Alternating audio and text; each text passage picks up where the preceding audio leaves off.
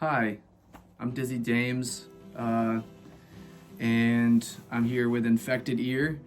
We're going to talk about my song Warm Feet and how it came to be. So let's just get right on in here. Warm Feet was recorded at the beginning of this whole COVID-19 thing. We were fresh off of finding out our first tour was canceled and that our wedding was canceled.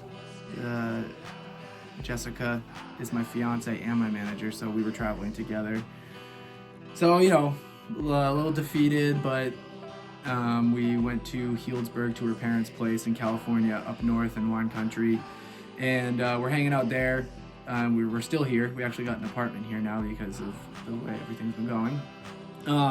But we got there. I set up my studio in her parents' garage, and just kind of hanging out.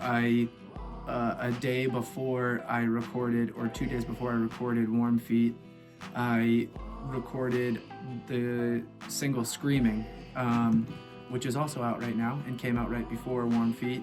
And it was the first time I had ever recorded anything in a day. I did everything in one day, and I loved it. It was awesome. It felt decisive and good, and I wasn't forcing anything. And it was very natural. It just kind of happened. It was awesome. So I wanted to do that again. I was in the flow, I was feeling good. We were kind of hanging, relaxing at that time, letting the stress of COVID just wear off, hanging out by the pool a lot. So we had a pool day, we were hanging out. I was bouncing in and out of the studio and just kind of I already knew what I wanted. I knew I wanted an acoustic guitar thing and something really, really simple. I don't know, maybe the inspiration for that was like Flaming Lips kind of stuff, like early Flaming Lips, where they, a lot of acoustic guitars and singer-songwriter stuff, but then it just goes crazy places in more modern recording styles. So I kind of wanted to do something like that. So I laid down a really nice, simple guitar riff. I had like an idea in my head of what the vocals were going to be and scrapped that really quickly.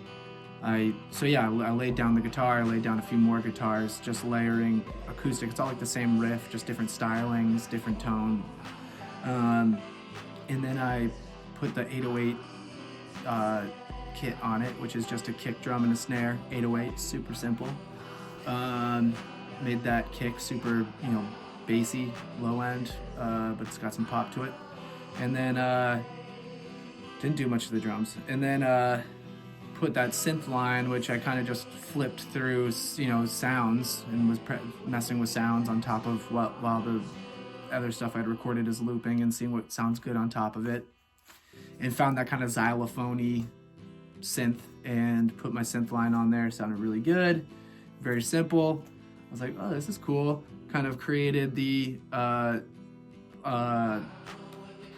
structure of the song and the layout, and was happy with that, and I had something simple, and I was like, cool, this is simple, let's let it be simple, let's get this done in a day too. This is perfect, this is what we were talking about. Everything was just kind of going, everything was moving, which doesn't happen in the studio every time. And so started, I had that thing, I had the loop going with all the instrumentation, and then started trying different vocal melodies out on it. For me, sometimes there's a phrase I know I want to throw in there at the beginning, I'll think of a first line and I want to use that, and then the story is built off of that. And then sometimes I'm really just grabbing a microphone, putting on the tone, and trying out saying gibberish and trying out new melodies. And then when I like a melody and it fits in, I try to think of words or I think of the words I almost said, because when it starts I'll be like, I don't know where to ho, I don't know what to oh, I don't know what's do. I got voodoo, you do too. You know what I mean? And then you start to kind of narrow it down. I'm like, I like that. And then it's I don't know where to go, I don't know what we do, I don't know what's next. I've got you, you're the best. That rhymes, it's nice, it's a good message. Okay, cool, I don't know. So I have that going. I liked that, very fitting to what's going on in my life. I got, with the wedding coming up and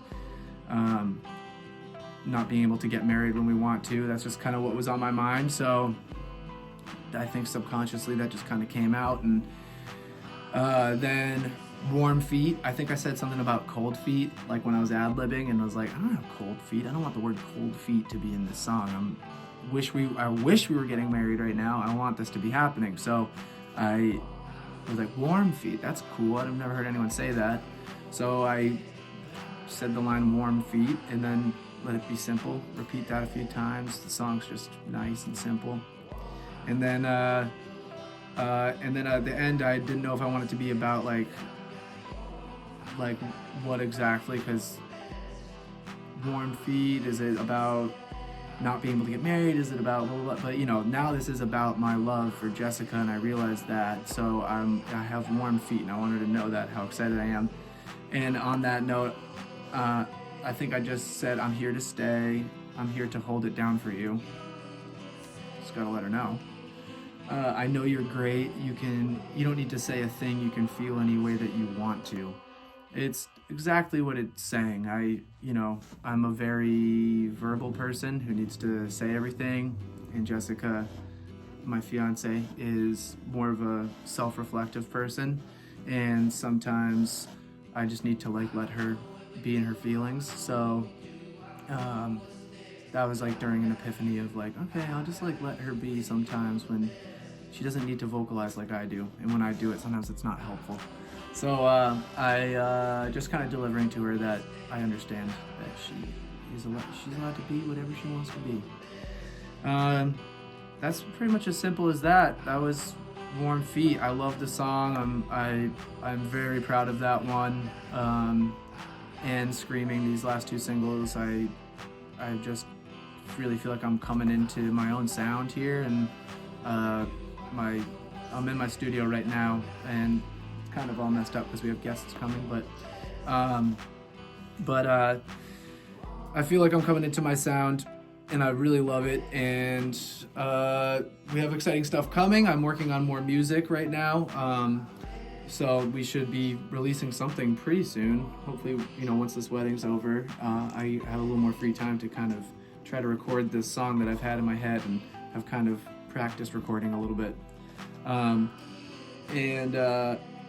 We have a music video for Warm Feet coming out on November 1st. Really excited about that. You check out our website, dizzydames.com. Is it dizzy-dames.com? It's dizzy-dames.com. Thank you. Check out the website. We have a lot of cool material on there. A lot of video content and stuff.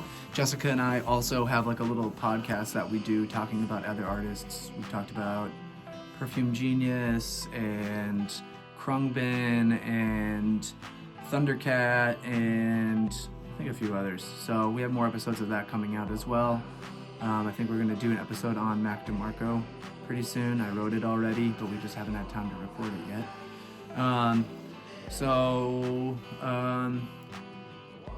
That's pretty much all I got. Thank you so much for listening to the song. Keep on listening. Check us out on Spotify. Check out the website, like I said. And I can't wait to have more stuff for everybody. Thank you so much to Infected Ear for listening and taking interest. It means a lot to me to have somebody like you doing this. So it's really cool.